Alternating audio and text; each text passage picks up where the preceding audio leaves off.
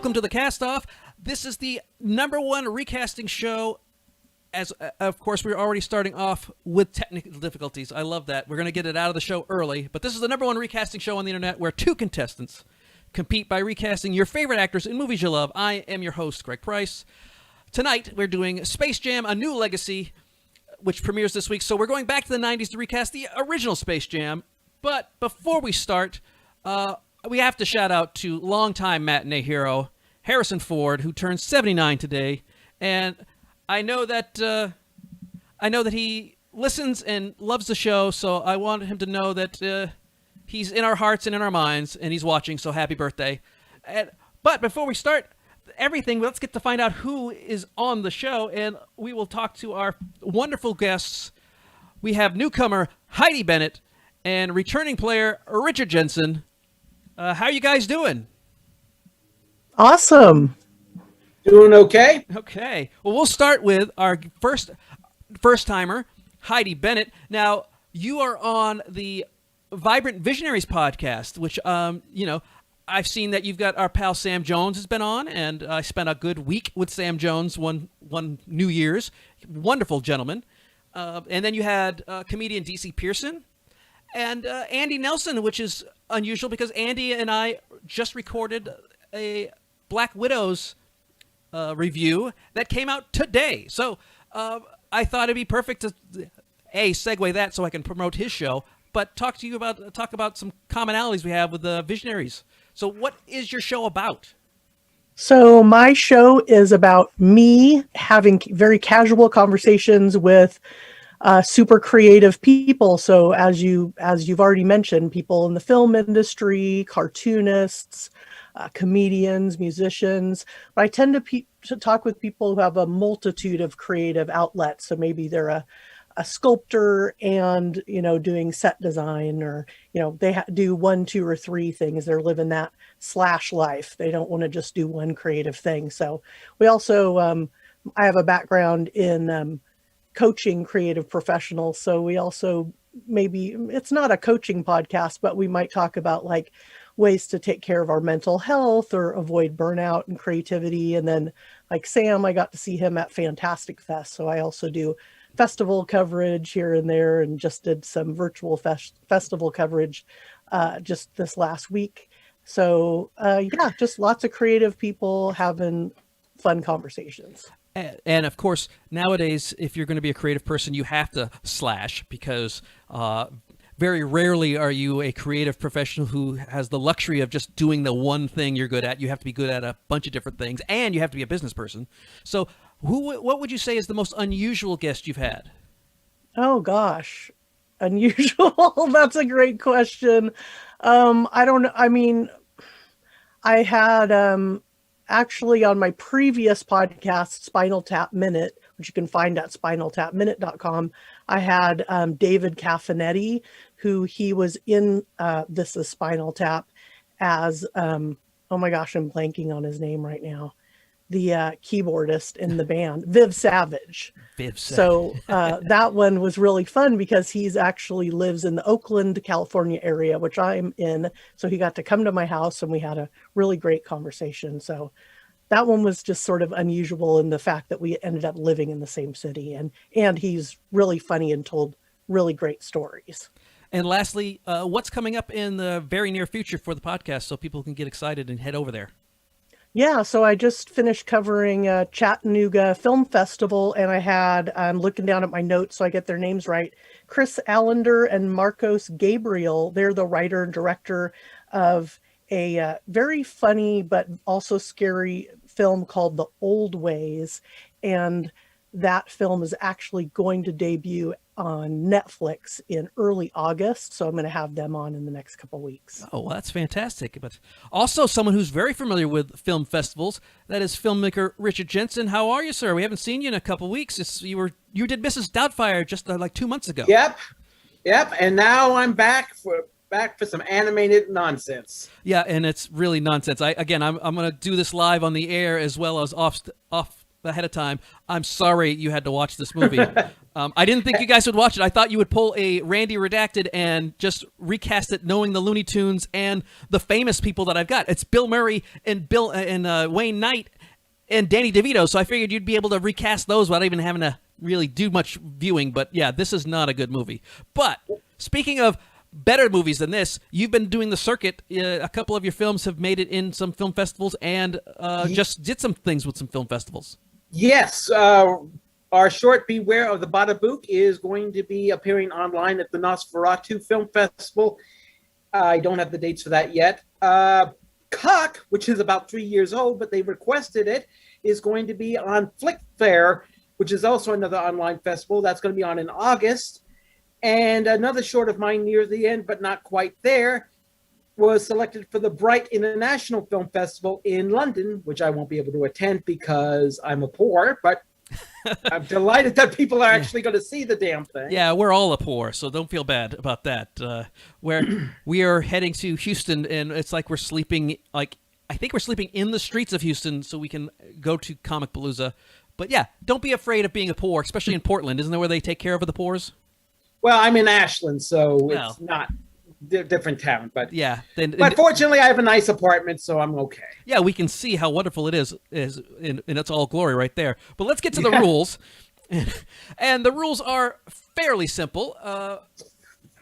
We've got a character, and then you're going to name me a replacement actor. Now, we do this not because we don't like the actors that are there. We do it because we'd love to see other people do other things. The best choice gets a point. If you get my secret selection, you could also get an additional point. Sometimes the secret selection and the best choice are the same, but sometimes they're not. So don't think you're automatically sitting on 2 points. But if you're behind, it's always good if you get my secret selection to come back from roaring back. So you're never quite out of it. The person with the most points wins, obviously. And if there's a tie, a double feature to win, which we'll get to those rules when and if they're necessary. As always, this show is brought to you by Matinee Heroes. This Saturday, recurring co-host and one of the cast-off judges, Brendan Agnew, is on the show to discuss Arrival, a movie that makes sentence structure and etymology exciting. I didn't think it was possible, but it is. Arrival's a great movie, and it's all about words. So you can head over to matineeheroes.com/subscribe to subscribe to the audio podcast. But while you're there, if you'd love to subscribe to this, we need YouTube people. We just had a little push. We got an extra dozen. We're halfway there to our customized URL. You can head over to matineeheroes.com/castoff, where you can find the link to the very hardcore numbered scrambled URL that we hope to get down to, youtube.com/castoff. Are you guys ready to play? Yes. Yes. Well, here it is, Space Jam. Now, with Space Jam, what we've done is the athletes. That's the easiest part, which is why we didn't recast one athlete, because all you do is just take the most recent athlete. That's why Space Jam: A New Legacy has LeBron James. It's easy. Whoever's the biggest star, you throw him in there. But we are recasting some of the cartoons, and that's going to be the hardest. And we start with the most famous Looney Tune of all, Bugs Bunny. Now, Bugs Bunny obviously is a rapscallion. He's a wascally wabbit. So we've tossed the coin. Heidi, you have won. Who do you have playing the iconic Bugs Bunny? All right. So this is a wascally wabbit who I absolutely love. She's actually also dabbled in basketball playing as well. I chose Aubrey Plaza. Oh, absolutely. So known for her snarky dark characters. She is on the Pistol Shrimps, correct? Yeah, Pistol Shrimps regional basketball. I don't think she's still on the Pistol Shrimps, but she has been for several years. Yeah, for those who don't know, there was a documentary, but even before the documentary, it was just a rec league ball team that she and several other ladies were on. And I think we'll see some more of the Pistol Shrimps later on, I think. But we'll go over to Richard. Who do you have to go against Aubrey Plaza, who is pretty snarky like Bugs? Well, I went with somebody who's feisty, he's energetic, and he's from Brooklyn. I went old school with James Cagney. Now, this is definitely old school, and you go old school. I forget how old of a school you go, but what do you think James Cagney has that Bugs Bunny has? Well, he's got that energy. He's got that kind of wiliness about him. This is a guy, and plus he's just wily. He's a wily guy. Okay, well, I guess the key word there is wily. I will also mention that one of the films that kind of inspired me to do this was Billy Wilder's 1, 2, 3, where he's playing the manager of a bottling camp and bottling the Coca-Cola bottling factory in West Berlin, and he has to take care of the boss's daughter, who immediately falls in love with the communist in East Berlin, and he's got real Bugs Bunny energy in that one. If you've never seen it.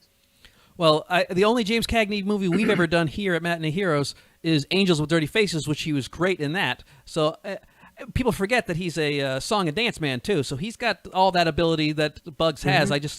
For the younger audience, for the people who are not 105, I wanted to make sure they knew who he was. So we have Aubrey Plaza, James Cagney. I went with Ryan Reynolds because I think he's got that energy and that personality. The judges conferred, and we got some old school people who went with James Cagney. There you go. So Richard is on the board with 1. Now we get to not Michael Jordan, but Daffy Duck, who's often the nemesis of Bugs Bunny. And I really don't like Daffy Duck. I always thought he was an obnoxious jerk. And when he gets shot in the face and his bill spins around, which you can't do nowadays, but back when I was a kid, you could shoot Daffy Duck in the face and get away with it. I really wasn't too upset. So we'll start with Richard. Who do you have playing Daffy Duck? Well, I needed somebody with big chaos energy who's very good at anger, so I went with Nicolas Cage. Yes, known for wildly overacting, though I hear that the new movie he's in called Pig, he actually is quite restrained, and it's actually it's supposed to be a very lovely movie that has got some action and some violence and some stuff in it, but it's Nicolas Cage doing what he can do, and that is sometimes turn off Nicolas Cage. So we've seen him in Face Off, Raising Arizona, The Rock, National Treasure. I tried to find a picture of him where he wasn't too zany. So we'll go with Heidi. Heidi, who do you have playing the Dastardly Duck? So I also went with somebody who's just can really wild out in his characters and also has a lot of physical prowess as a dancer and all that kind of good stuff, and is a lot of fun, and that is Sam Rockwell. Absolutely, Ooh. yeah. Sam is great. Known for dancing in his movies. Somehow he always sneaks in a dance number. But he was in Galaxy Quest, Jojo Rabbit, Iron Man 2 he was great in. This one's going to be a tough one because we've got Nicolas Cage, Sir Nicolas Cage if you're Steve Condrick, Sam Rockwell.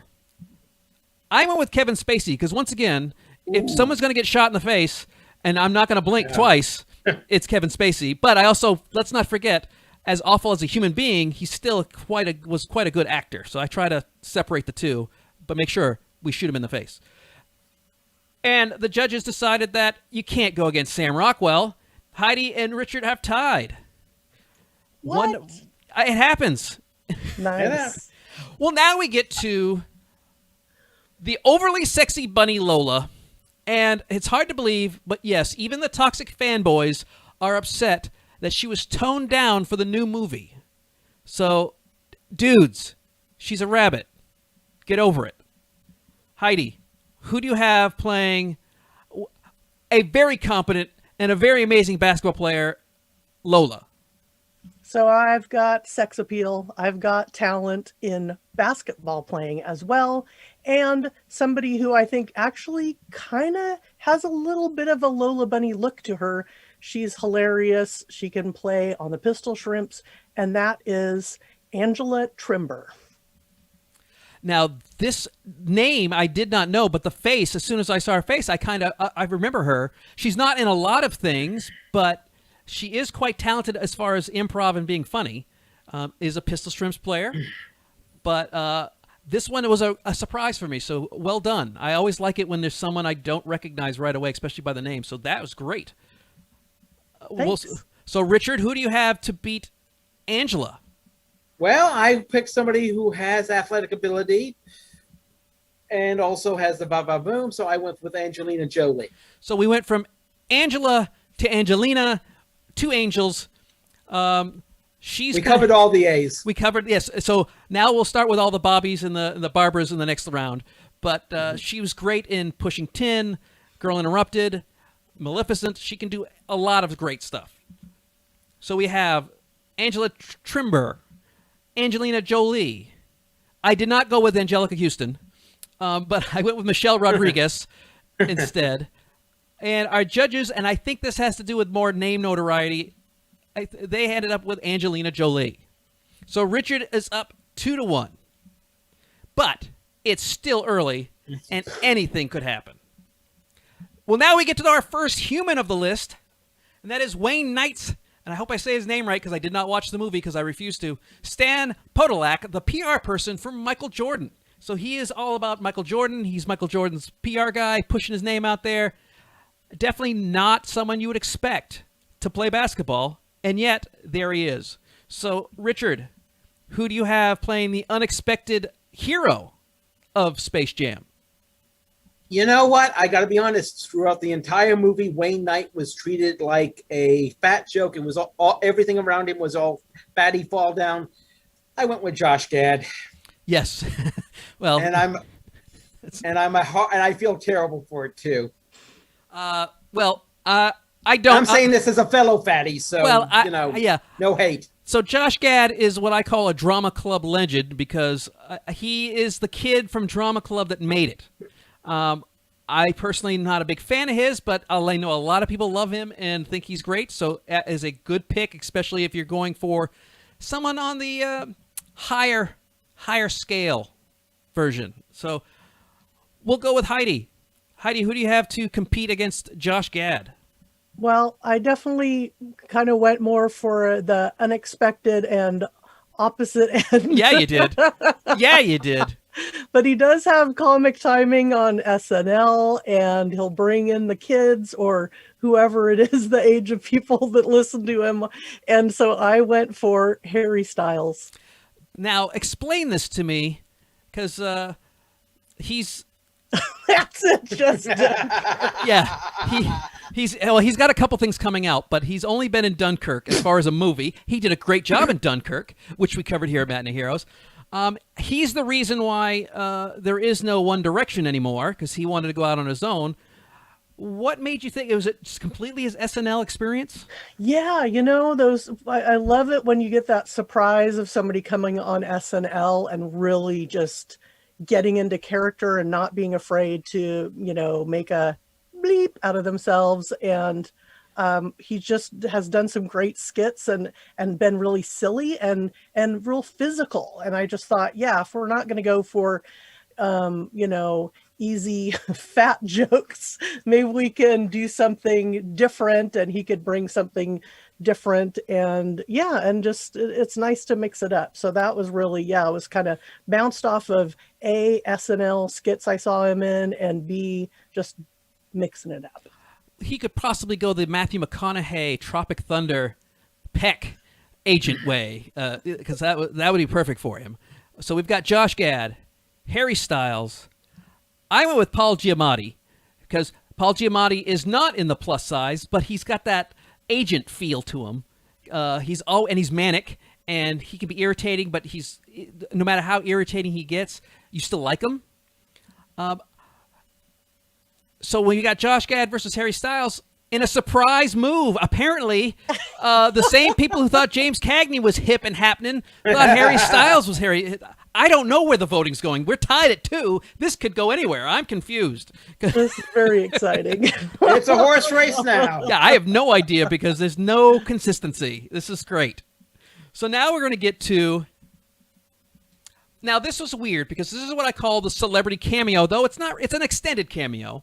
And what I was looking for is, here's a chance to put some superstar celebrity in there to replace Bill Murray, which you can't replace Bill Murray, but it's going to happen in Space Jam 2. There's going to be some weird, massive celebrity. Maybe it's Lady Gaga. I don't know. But who do you have? And I think we'll start with Heidi. Who do you have as the big, huge, massive star that is going to play alongside LeBron James, or in this case, Michael Jordan?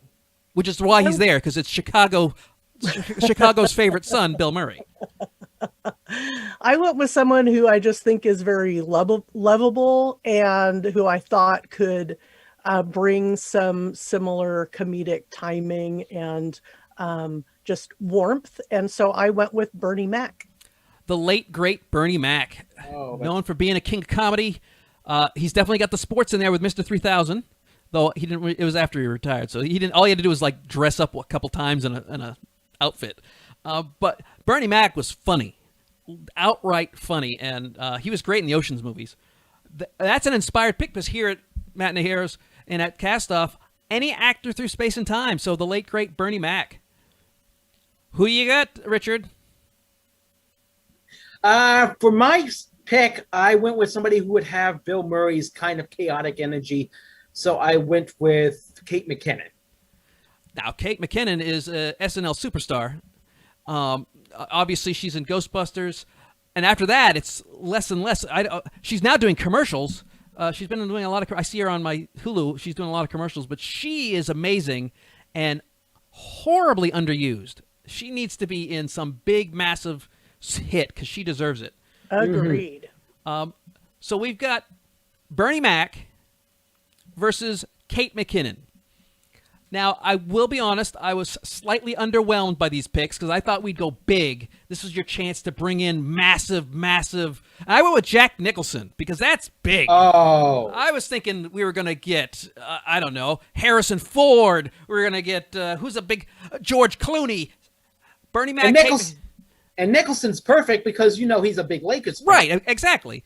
So, but I'm glad that neither of us picked old white men, though. No, Kate McKinnon was on my short list for several of these, so whether I win or lose, I think we all win on this one. And Kevin Hart would have been perfect because he's short and tiny.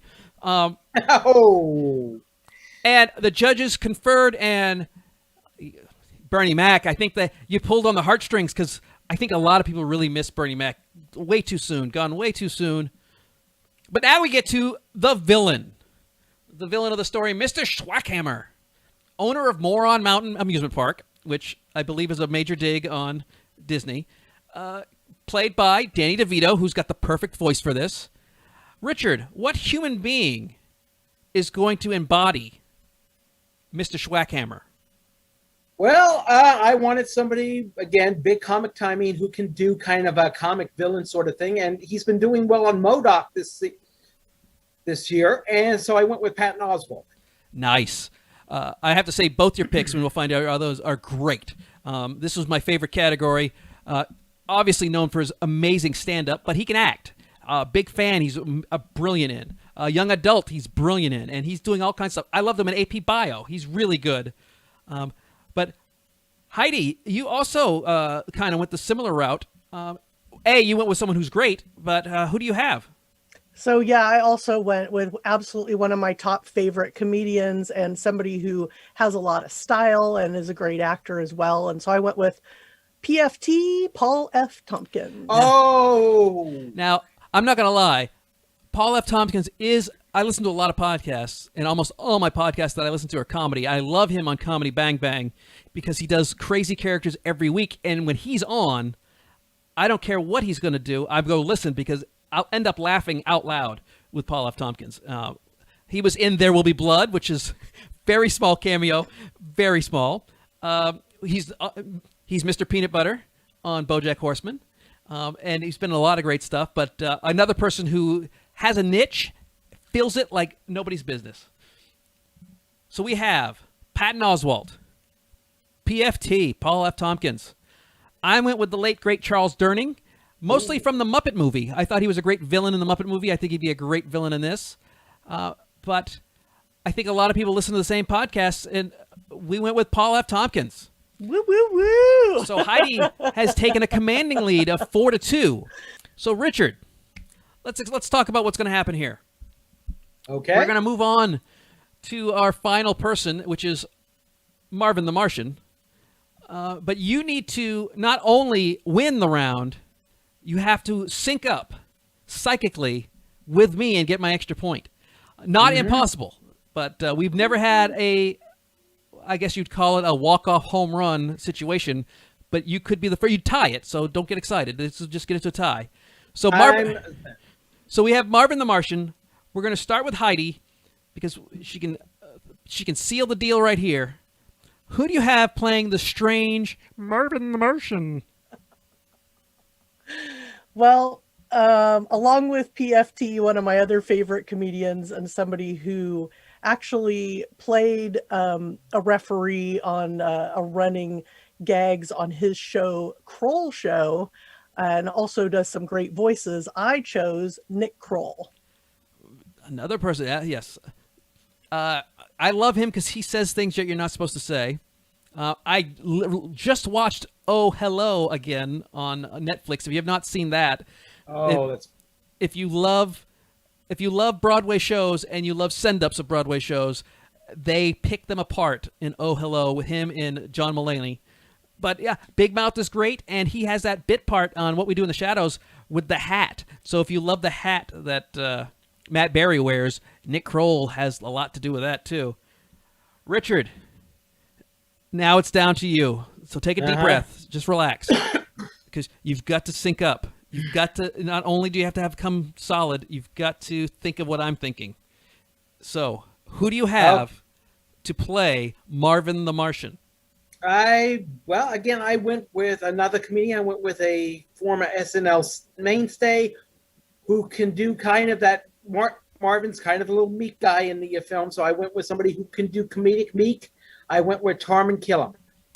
Taran Killam, yes, from Saturday Night Live. Yeah, that's okay. It's both those words came up as misspelled when I put them in. So now, I will say that his choice in wife is amazing because he's married to Colby Smulders.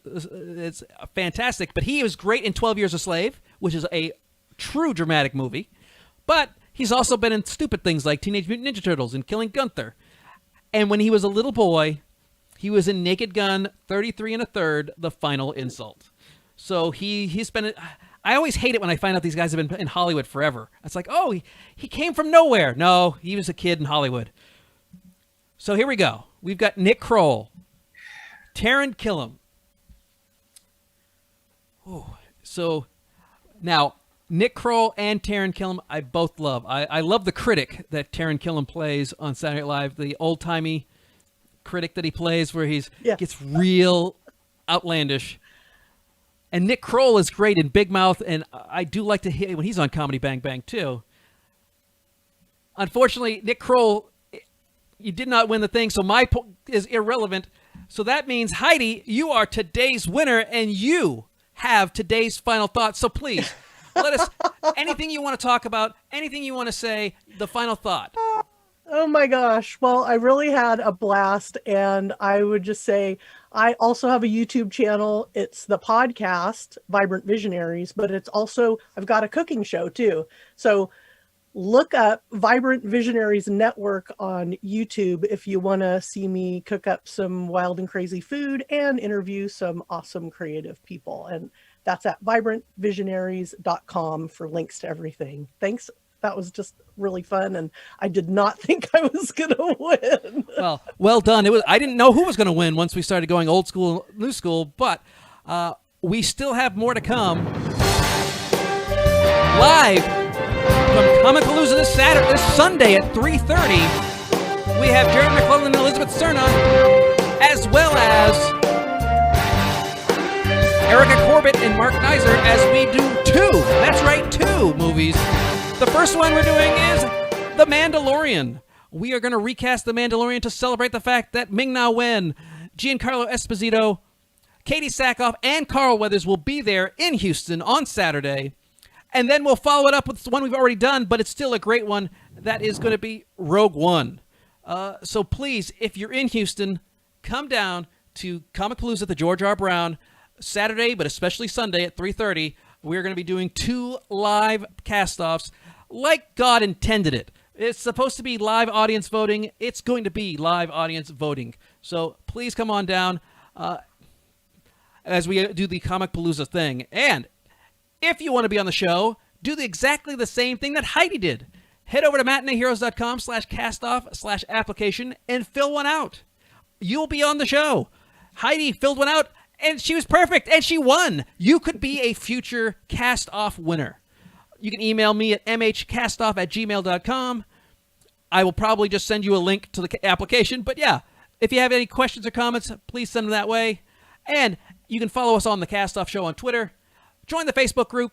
Head over to matineeheroes.com/castoff to get the YouTube channel. And you can also watch us on twitch.tv/matineeheroes. Special thanks to Brendan Agnew and Elizabeth Rapp. Brendan will be on this week's show coming out on Saturday morning, talking Arrival. And Elizabeth Rapp was just on beginning of the month to talk about The Nice Guys. Both of those two are our go-to guest hosts when Alan is out of town or can't make it on the show. And Brendan Agnew is a consistent judge. I think he judges about 95%. So if you could get on the same wavelength as Brendan and the same wavelength as me, you got a good shot of winning this thing. But on behalf of Richard Jensen and tonight's winner, I had your name right there, Heidi Bennet. I almost called you Heidi Barnett. Heidi Bennet, congratulations. Well done. My name is Craig Price. Thanks for watching The Castoff. Thanks.